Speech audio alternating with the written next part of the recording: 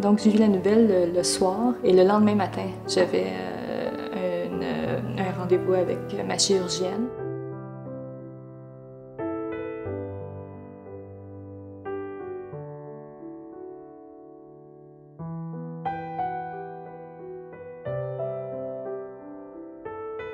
Et je me rappelle que le Dr. Dervish m'a appelée à la maison. Et quand j'ai répondu, j'ai dit à mon mari, j'ai dit, mon Dieu, c'est pas la secrétaire qui m'a appelée, c'est pas l'infirmière qui m'a appelée, c'est la chirurgienne qui m'a appelée. Donc j'avais l'impression que j'étais pas un numéro, que c'était vraiment...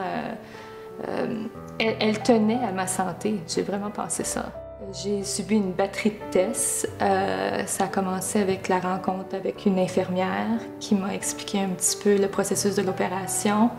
Ensuite, j'ai eu une rencontre avec un anesthésiste. Dans mon cas, c'était un petit peu particulier aussi parce que je ne pouvais pas passer le scan parce que j'ai un stimulateur cardiaque. Et à cause de ça, j'étais peut-être un cas spécial pour eux.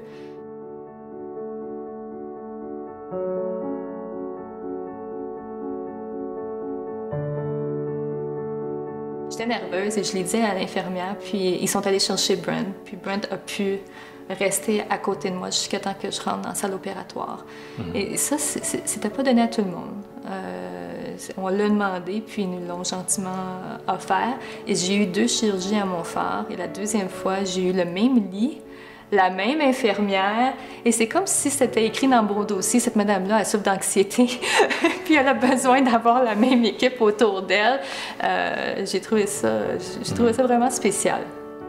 Souvent, le Dr. Dervish puis d'autres médecins qu'on a rencontrés demandaient comment te sens-tu, Annie, est-ce que tu te sens bien, comment tu vis tout ça. Puis après ça, ils m'ont demandé la même chose. Je disais, oh, ils sont intéressés comment je me sens.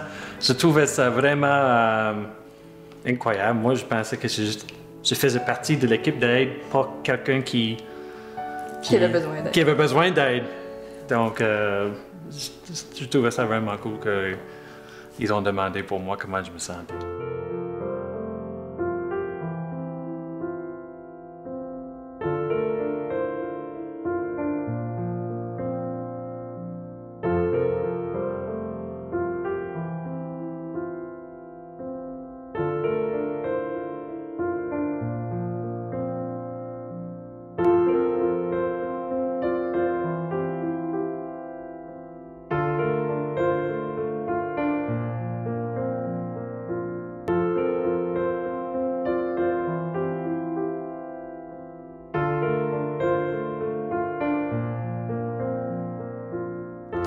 Un arbre, ça représente pour nous la force. Puis comme à l'automne, il perd ses feuilles. Puis au printemps, ça repousse. Ça repousse, la vie continue. Comme avec le cancer. Et je voulais que les enfants apprennent que c'est pas parce que tu as le cancer que tu t'en sors pas. Puis même si tu t'en sors pas, il y a moyen de voir une issue positive à tout ça.